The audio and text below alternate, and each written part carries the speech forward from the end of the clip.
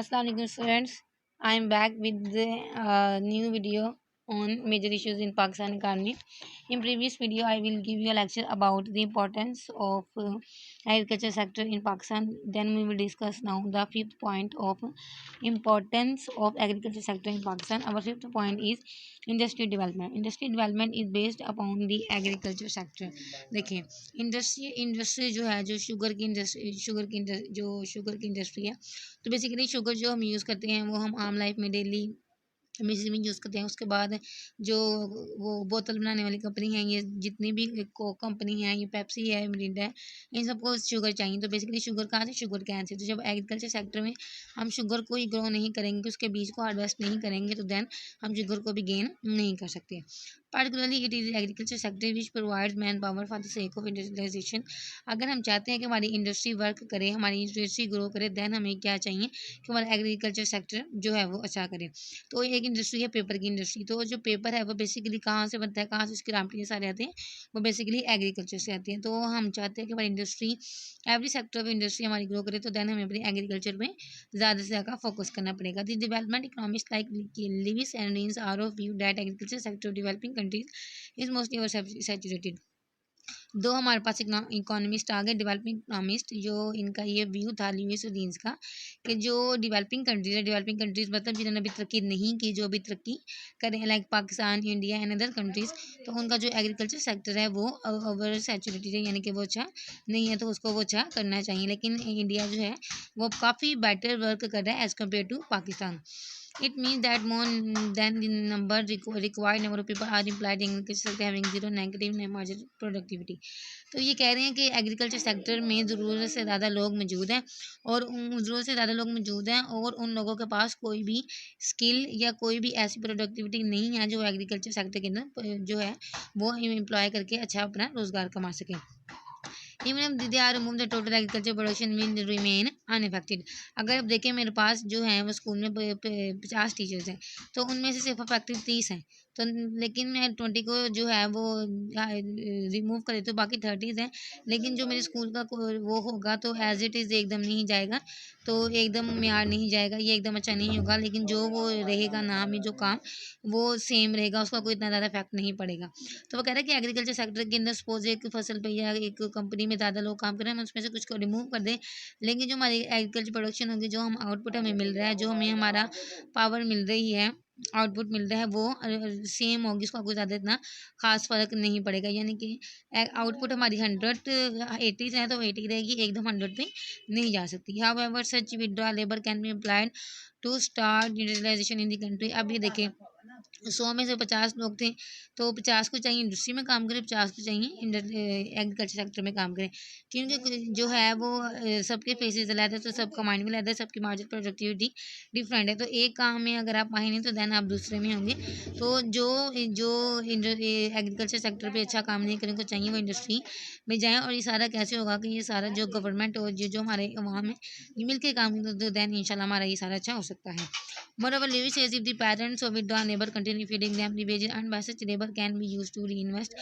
अब लिविस कहता है कि जो पेरेंट्स हैं वो लेबर्स हैं जो फसलों में काम करते हैं, तो वो क्या करते हैं कि वो अपने बच्चों को जो है डेली बेसिस का खाना पीना जो होता है, वो जो कमाते हैं, जो उनकी वेजेस मजदूरी है, वो जो अर्न करते हैं, वो अपने बच्चों को दोबारा क्या करते हैं, वो जो अपने बच्चों को किस लिए यूज़ करते हैं, उनको खिलाने पिलाने के, जो डेली बेस का जो सुबह नाश्ता वगैरह वो उसके लिए इस्तेमाल करते हैं। और उनके बच्चे किस उसमें आ जाते हैं, उनके बच्चे दोबारा जो एग्रीकल्चर सेक्टर उसमें ही आ जाते हैं, या कोई दूसरे उसमें नहीं जाते, क्योंकि इन लोगों के पास कोई रिसोर्सेज होते नहीं हैं, ना एलोकेशन ऑफ रिसोर्सेज, देन वो एग्रीकल्चर सेक्टर में, तो उनके आगे से एलोकेशन जो हैं वो बच्चे हैं या जो आगे उनका है, तो वो नसर एग्रीकल्चर सेक्टर में ही जाते हैं। बेशक उनके पास एक अच्छा माइंड स्किल हो, लेकिन then due to lackness of resources, due to lackness of any ability और any facilities, then they will always harden, और वो मजबूर होते हैं कि वो अपना काम जो है वो एग्रीकल्चर सेक्टर में ही करें। अब next point is source of foreign exchange earnings. ये बहुत इंपॉर्टेंट समझने वाली चीज़ों को ध्यान से समझिएगा।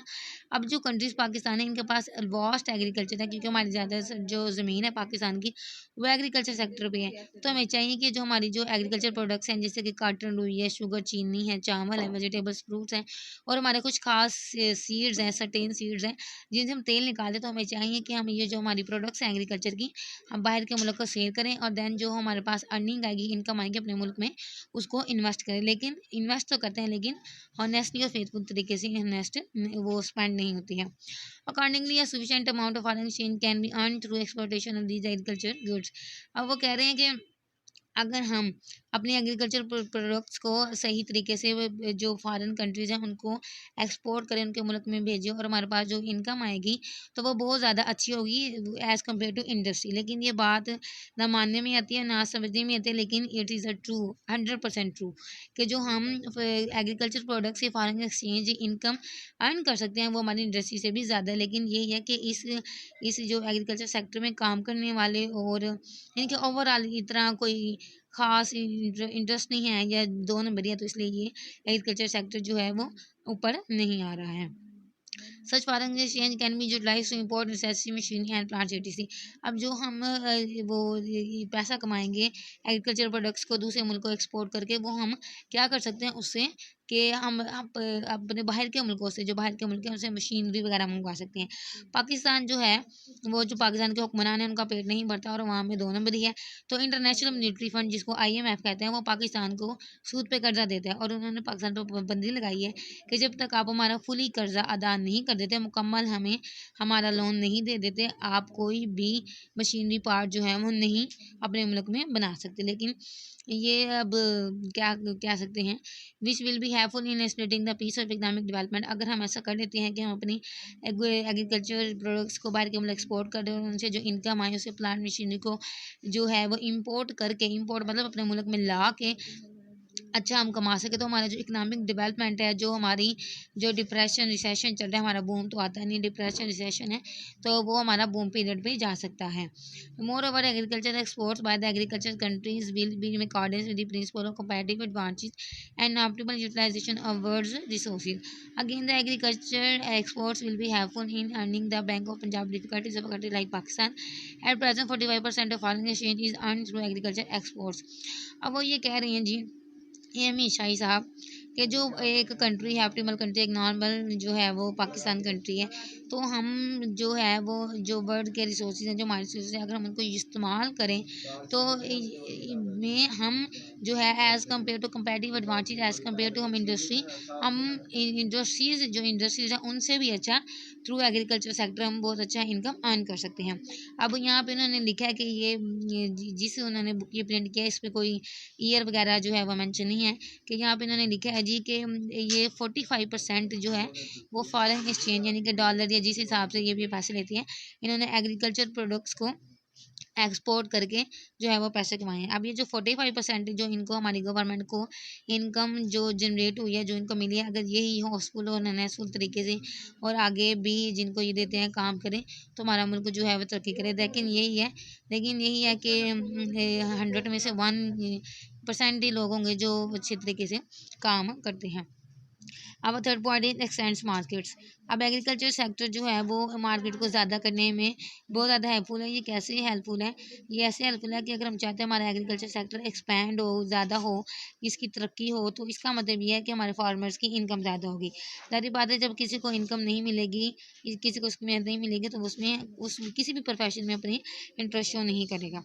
तो ये जो इनकम, जो फार्मर्स इनकम जो उनको मिलेगी, तो वो है जो उनको इनकम मिलेगी, तो वो क्या करेंगे कि वो जो इनकम मिलेगी उनको वो लग्जरी गुड्स मतलब कि जो टीवी मोटरसाइकिल है, इनको ख़रीदने में वो स्पेंड करेंगे।